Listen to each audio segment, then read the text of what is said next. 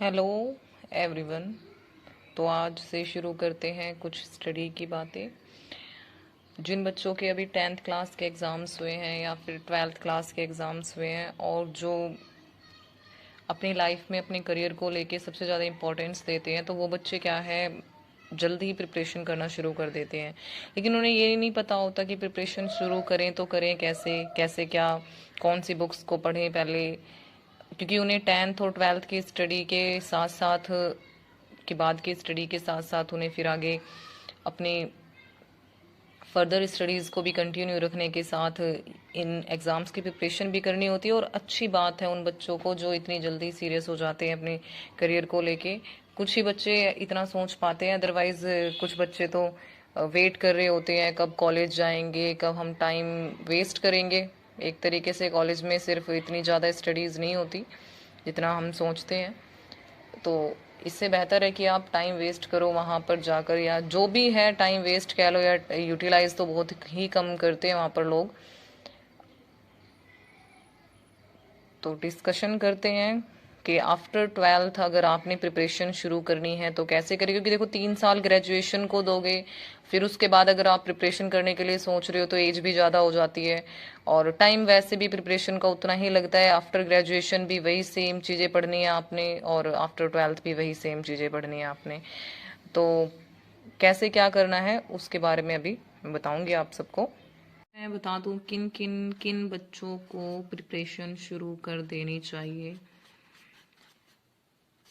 क्योंकि प्रिपरेशन सभी बच्चों को नहीं, मोस्टली देखो प्रिपरेशन जो करनी चाहिए 10th या 12th के बाद, क्योंकि आपको फिर फर्दर स्टडीज़ भी लेकर चलनी है और अपनी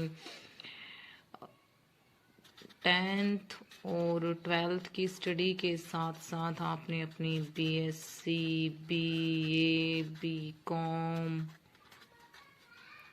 ये स्टडीज भी साथ साथ करनी है। तो इनके साथ भी आपने मैनेज करना होगा अपनी प्रिपरेशन को।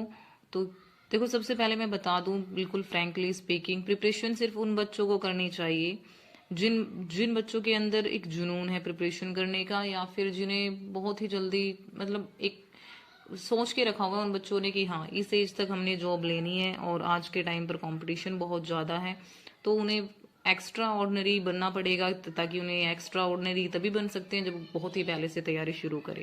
देखो जिनकी फाइनेंशियली सिचुएशन बहुत अच्छी है उन बच्चों को तो टाइम है, क्योंकि उनके पेरेंट्स फाइनेंशियली जो है बहुत ज़्यादा सही है। देखो फाइनेंशियली सही है तो फिर अपना खुद का बिजनेस शुरू करने में कोई प्रॉब्लम नहीं है। क्यों किसी के नौकर बनना, क्यों किसी सीनियर की जी हाँ जी करना, सिंपल सी बात है। अगर हाँ, अगर आपके पेरेंट्स फाइनेंशियली अच्छे हैं, और फिर भी देखो जिनके पेरेंट्स फाइनेंशियली अच्छे हैं वो तो बिल्कुल भी नहीं चाहते कि उनका बच्चा ग्रुप डी या कोई भी छोटी मोटी एमटीएस की जॉब करे। वो तो सिंपली सी है कि भी वो तो इंजीनियर बनाएंगे अपने बच्चों को, ठीक है, या फिर वो डॉक्टर्स की प्रिपरेशन कराएंगे अपने बच्चों के लिए, मतलब जो भी है एमबीबीएस कराएंगे।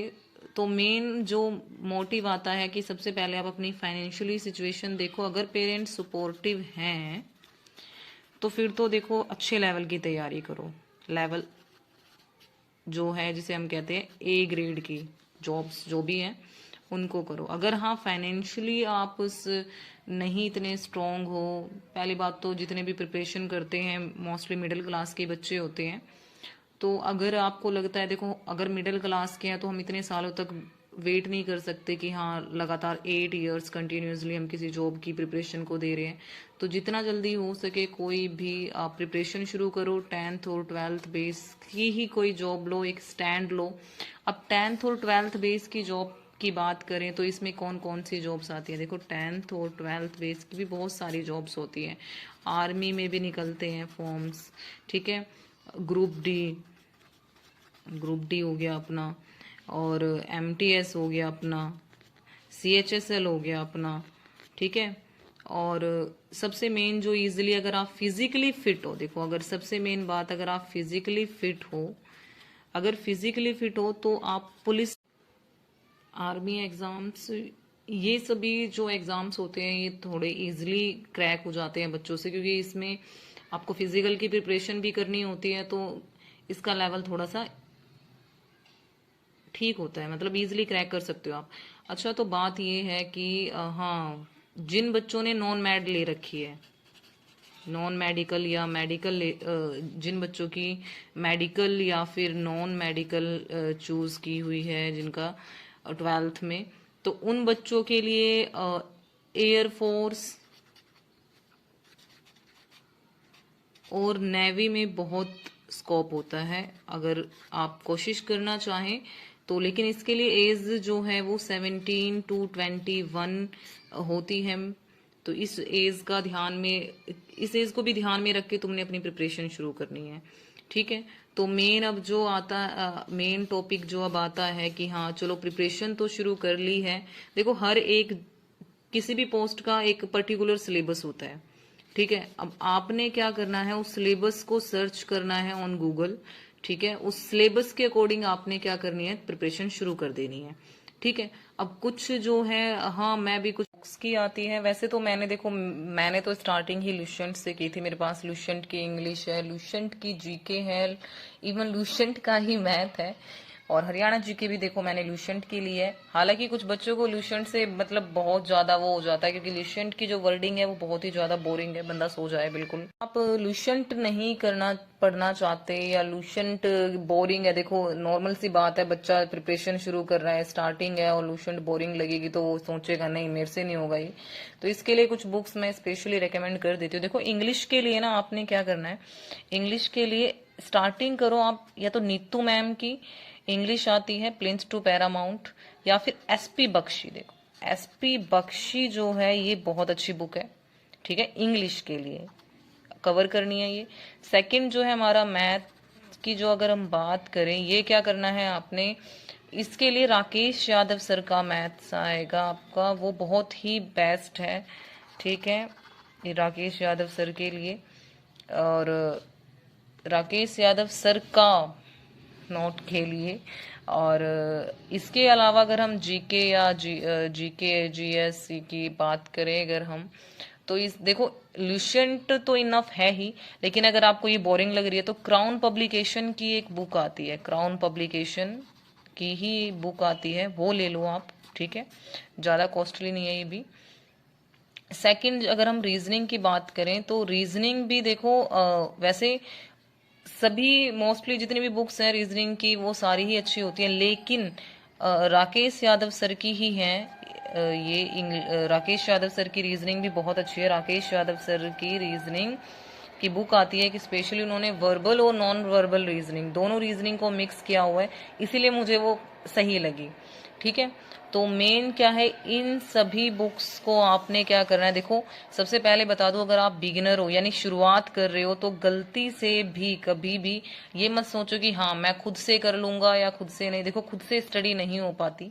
तो मैं अगर तुम्हें बताऊं कि अगर आप आफ्टर 12th प्रिपरेशन शुरू कर रहे हो, जस्ट न्यू हो, तो आपने क्या करना है, हालांकि मैं रेकमेंड नहीं करती अकेडमीज को या फिर किसी भी अकेडमीज को, लेकिन आपने कोचिंग जरूर लेनी है, क्योंकि आप अगर बिगिनर हो और आपने स्टार्टिंग से ही सब कुछ पढ़ना है तो आपको पता चल जाएगा कोचिंग वालों के थ्रू कि हाँ इतना सिलेबस इनफ है इसके लिए। और अगर आप खुद सेल्फ स्टडी करने लगे शुरू से ही, तो आपने नहीं पता कि भी आप इस टॉपिक को कितना लेंथी पढ़ोगे, खींचते जा रहे हो। आपने शुरू की थी ग्रुप डी की प्रिपरेशन और उस टॉपिक को इतना ज्यादा पढ़ लिया आईएएस के जितना कि हाँ मजा आ रहा था, चलो भाई बाबर के बारे में पढ़ना है तो बाबर की पूरी जीवनी ही पढ़ डाली, बंदे ने पूरी किताब ही खरीद ली बाबर के लिए स्पेशली।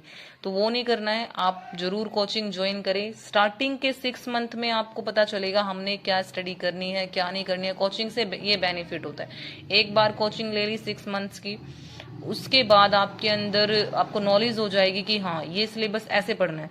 अगर जो बच्चा बिगिनर नहीं है, देखो उसको तो कभी रेकमेंड नहीं करूंगी कि हाँ वो कोचिंग ले, सेल्फ स्टडी बेस्ट है। बुक्स लो, जैसे मैं पेन या पेंसिल के थ्रू नोट्स बना रही हूँ, वैसे ही डेली के डेली नोट डाउन करने हैं, हर एक पोर्शन जितना आपने पढ़ना है। पढ़ा हुआ पोर्शन तभी याद रहेगा जब आप उसको लिख कर याद रखोगे, ठीक है। जो बिगिनर्स हैं उनको स्टार्टिंग में देखो कोचिंग जरूर ज्वाइन करनी है, नहीं तो आपको पता नहीं चलेगा कैसे प्रिपरेशन शुरू होती है, कैसे स्टडी शुरू होती है। ठीक है, तो और बाकी हाँ, जिस भी बच्चे को कोई डाउट है किसी भी चीज को लेकर कि हाँ अगर हमने फॉर्म अप्लाई करना है तो कौन से डॉक्यूमेंट्स लगेंगे, क्योंकि देखो ये स्पेशली वीडियोस मेरी उन मेरे फ्रेंड्स के लिए जिन्होंने जस्ट अभी 12th पास आउट की है।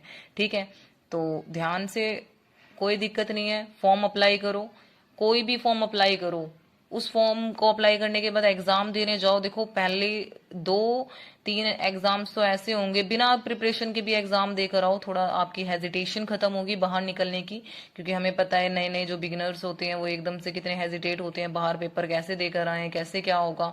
तो वही है, आप विदाउट प्रिपरेशन विद प्रिपरेशन जरूर एग्जाम देने जाओ। देखो क्योंकि अभी 12th पास आउट हुए हो, हाँ लेकिन अगर आप एनडीए की प्रिपरेशन कर रहे हो, एयरफोर्स या नेवी की, तब तो आपको पहले से ही आफ्टर 10th प्रिपरेशन बहुत अच्छे लेवल की करके चलनी है। ठीक है, तो अभी के लिए इतना ही। और हाँ, डॉक्यूमेंट्स वगैरह की अगर जानकारी लेनी है, क्या क्या डॉक्यूमेंट्स हरियाणा के लिए चाहिए, क्या क्या डॉक्यूमेंट्स हमें एसएससी के लिए चाहिए, तो ये सभी जानकारी के लिए देखो नीचे कमेंट सेक्शन में मुझे जरूर बता देना, ताकि मैं इस पर भी एक वीडियो अपलोड कर दूं।